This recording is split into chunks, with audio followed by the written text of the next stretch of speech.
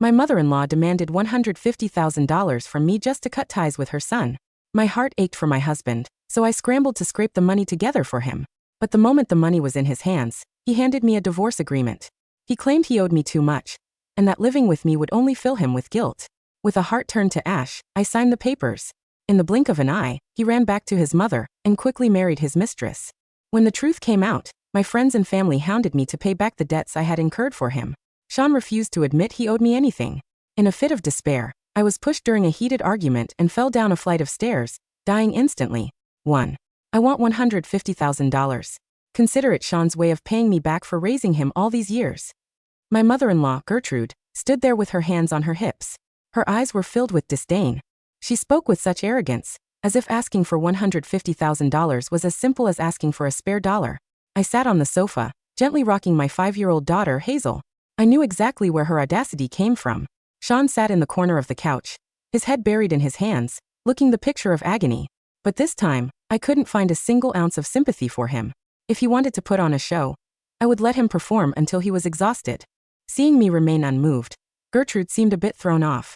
She started shooting frantic looks at her son, silently asking what the next move was. The scene was almost comical.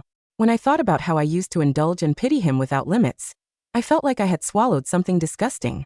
Sean and I had dated for 3 years before marrying, and I had become a stay-at-home mom afterward.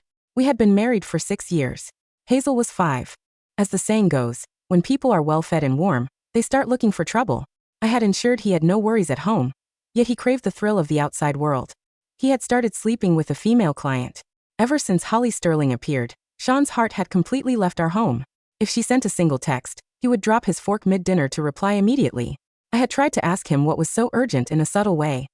He would only snap that it was business, and that a woman enjoying a comfortable life at home wouldn't understand. Holly was clever. They had been together for over a year, and I hadn't noticed a single red flag. However, she had been getting impatient lately. "Selena, just give it to her," Sean said, turning to look at me. His voice was raspy. I was busy patting Hazel's back, trying to lull her to sleep. I tried to stand up to carry her to bed, but my leg had gone numb. I lost my balance and sank back onto the sofa. During the whole ordeal, neither of them reached out to help me. They just stared at me with wide eyes, waiting for me to cough up the money. How pathetic. Seeing that I remained silent, Gertrude lunged forward and grabbed my arm. She almost woke Hazel up. I hurriedly patted the girl back to sleep, my heart racing with anger. "Ugh, what a useless little brat, raising her to be so fragile," Gertrude spat. "Since you can't even produce a grandson, I'm not counting on you for my retirement. Just give me the money so I can leave. Looking at you makes my blood boil." She sneered. I ignored her and carried my daughter into the bedroom, locking the door to drown out the noise. "I don't have it," I said simply when I walked back out. Both of them froze. Gertrude immediately pointed a finger at my nose and began screaming. "You little bitch. My son brings home so much money every month. Where are you hiding it? Are you keeping a side piece behind Sean's back? My God, what kind of wife did he marry? No son, and now she's a cheater." She slapped her thigh and wailed loudly. Sean looked at me with an expression of pure disbelief. "Your son makes $5,000 a month, but he only gives me $2,500 for the household," I said coldly. "Even if the whole family didn't eat or drink, 6 years would only amount to about $180,000. Can you not do basic math?" I pulled out my phone, did a quick calculation, and shoved the screen in their faces. "What about your inheritance? I remember your father left you $100,000.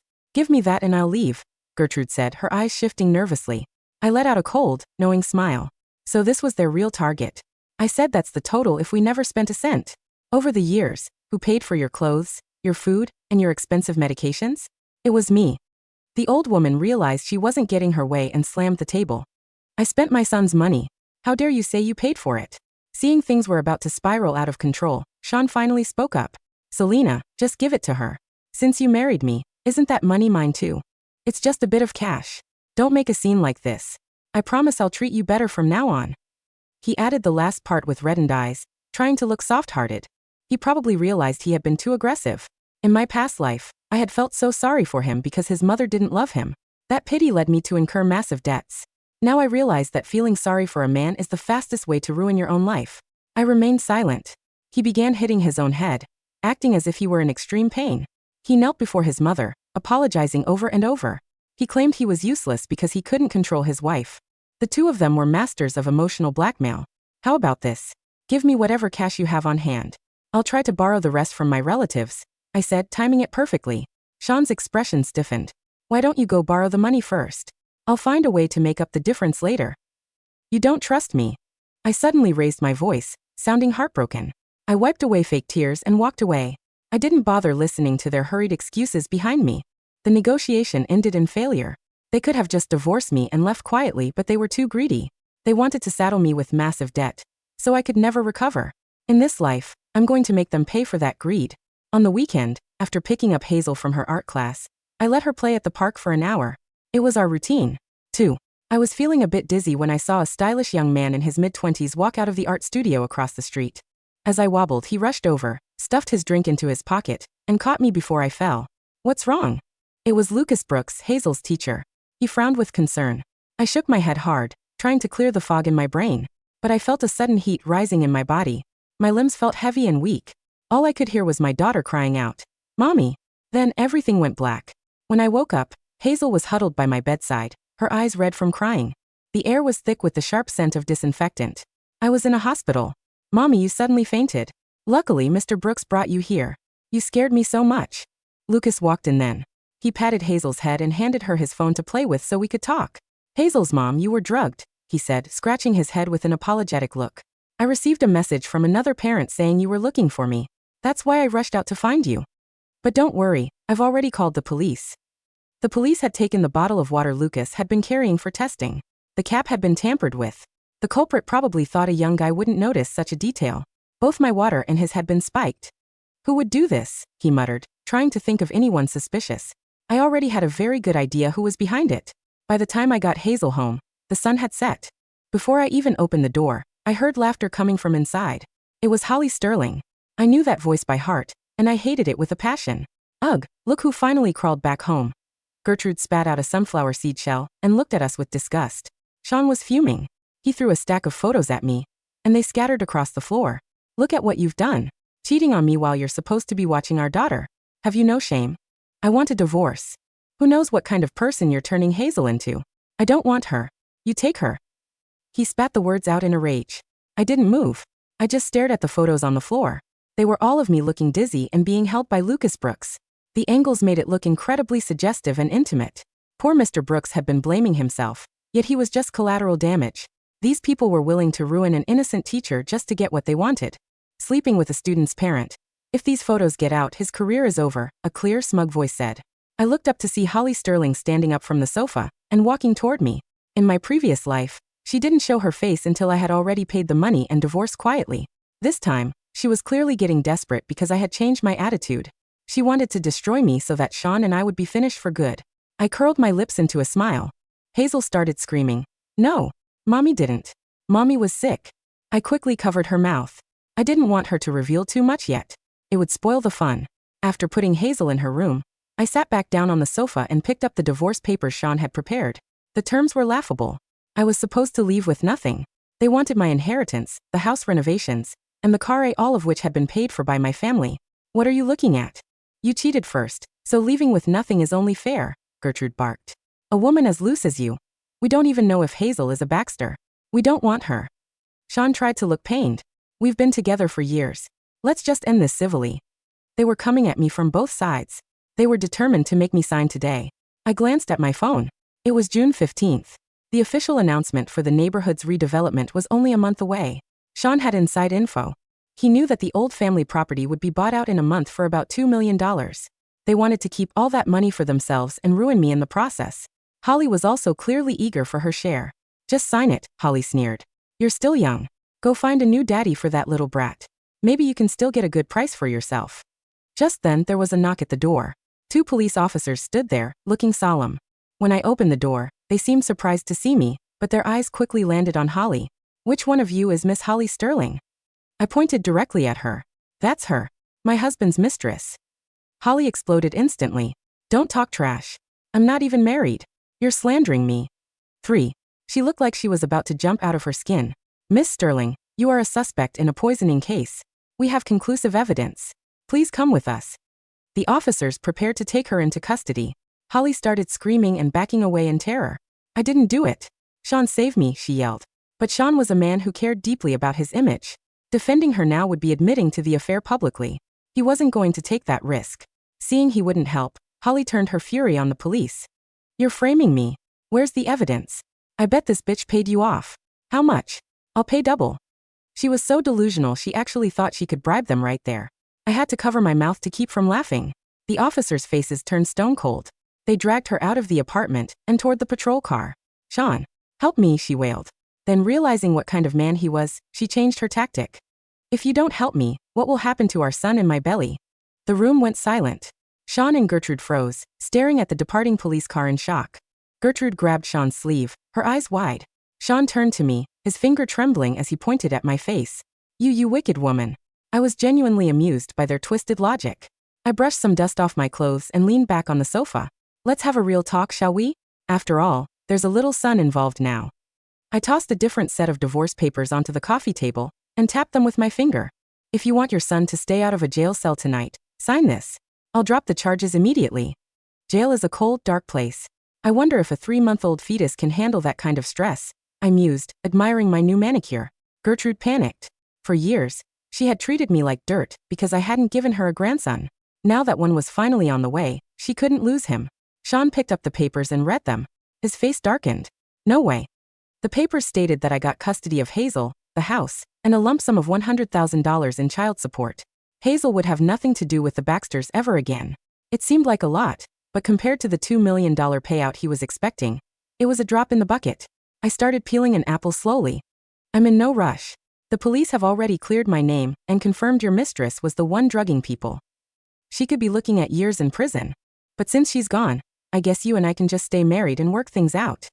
I sounded perfectly reasonable, but Sean's heart skipped a beat. He only had a month left. If I found out about the $2 million, he'd never get a divorce without losing half. He weighed his options and grit his teeth. You can have the house, but I don't have that much cash. Fine, $100,000. If you don't have it now, you can pay in installments.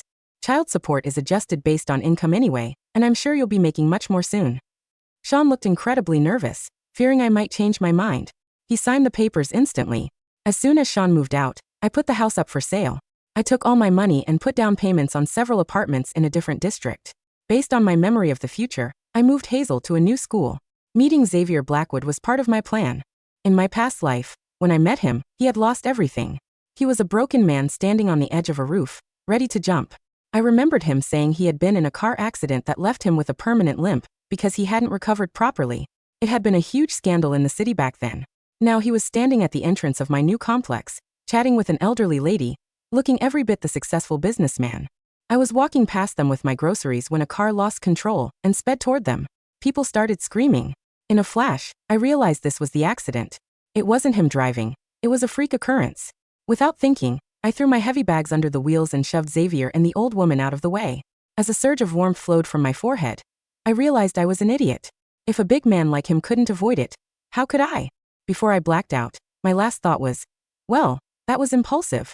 The scent of sterile sheets, fresh-cut white lilies, and expensive disinfectants was the first thing to pierce through the heavy, dark fog in my head. I opened my eyes, the rhythmic, soft beep-beep-beep of a high-end medical monitor filling the quiet room.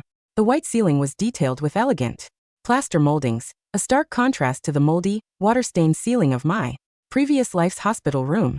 I tried to sit up, but a sharp, localized pain in my shoulder made me groan. Don't move, Miss Selena, a deep, resonant voice said from the side of the bed. I turned my head. Sitting in a leather wingback chair was Xavier Blackwood. In my past life, I had only seen him on the news, a broken, bitter man in a wheelchair, his family empire slowly bleeding away after a tragic car accident. But now he was standing tall, dressed in a bespoke charcoal suit, his legs perfectly straight, his eyes carrying a quiet, fierce authority. Mr.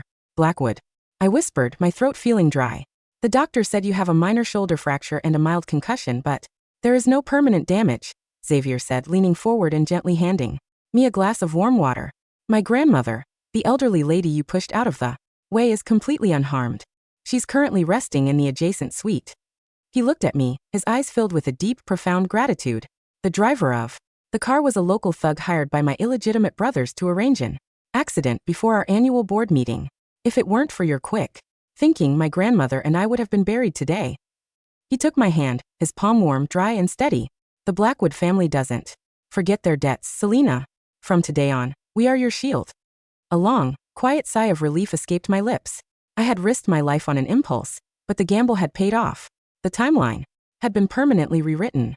Xavier Blackwood's legs were safe, his family's empire was intact, and I had just secured the most powerful protector in the city. While I was recovering in the private wing of the Blackwood Medical Center, the redevelopment announcement for our old neighborhood was officially published. Just as I had remembered, the municipal government announced a massive, multi-billion-dollar commercial real estate project. The land where Sean's old family house stood was at the absolute center of the redevelopment zone. The official payout was finalized, $2,300,000. Sean and Gertrude were sitting in their small rental apartment, holding the official government notice, their faces flushed with a manic, greedy excitement. $2 million. Gertrude shrieked, her voice shaking with joy. Sean, we're rich. We can finally buy that penthouse. We can buy the BMW. I told you that. Little bitch Selena was just a jinx. I'll go to the Land Bureau tomorrow to collect the deed and sign the payout. Sean said, his chest puffed out with arrogant pride. We can finally leave this dump. The next morning, Sean arrived at the Municipal Land Bureau, dressed in a brand new, expensive suit he had bought on credit. He walked up to the counter, flashing a smug smile at the clerk. I'm here to sign the release form for the Baxter property, Unit 104. The clerk reviewed the file, then looked up at him with a polite, empty expression. I'm sorry, Mr. Baxter, she said. The payout for Unit 104 has already been processed and transferred to the primary deed holder. Sean's smile froze. The primary deed holder? That's me. I'm the owner. According to our records, the clerk said, sliding a copy of the deed forward, the property's ownership was legally transferred 3 weeks ago under a signed marital asset transfer agreement.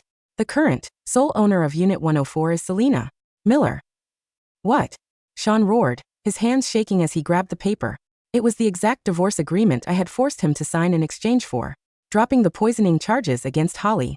He had been so terrified of his mistress going to jail and losing his unborn grandson that he had signed the papers without reading the minor property description clauses. He had signed away the $2 million payout. No, this is a mistake. My wife cheated on me. She's a fraud. Sean screamed, his voice rising to a frantic, hysterical whine that drew looks from everyone in the lobby. But the clerk simply waved her hand to the security guards. Mr. Baxter, the transaction is legally ironclad and verified by the state court. Please leave, or we will have you arrested for disrupting a public office.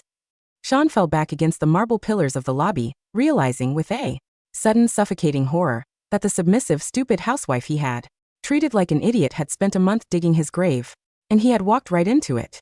The financial collapse of the Baxter family was swift and absolute, because Sean had purchased the luxury car and the designer clothes on credit.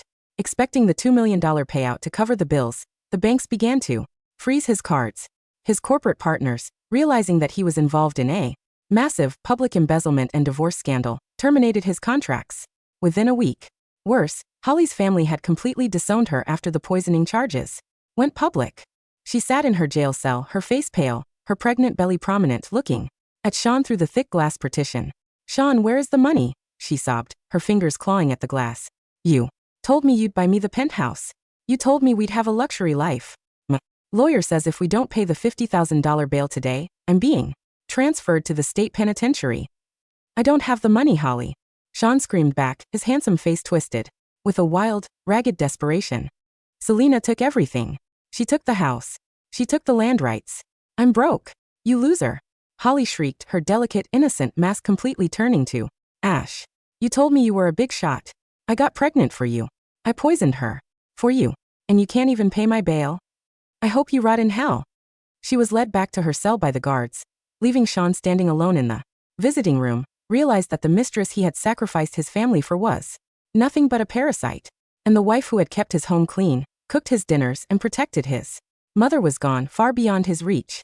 6 months later, the grand ballroom of the Ritz-Carlton was bathed in a brilliant golden light for the annual Blackwood Group Charity Gala. The room was packed with the city's corporate elite, politicians, and high society families, all chatting over glasses of vintage champagne. I stood near the entrance, wearing a bespoke, backless gown of white silk.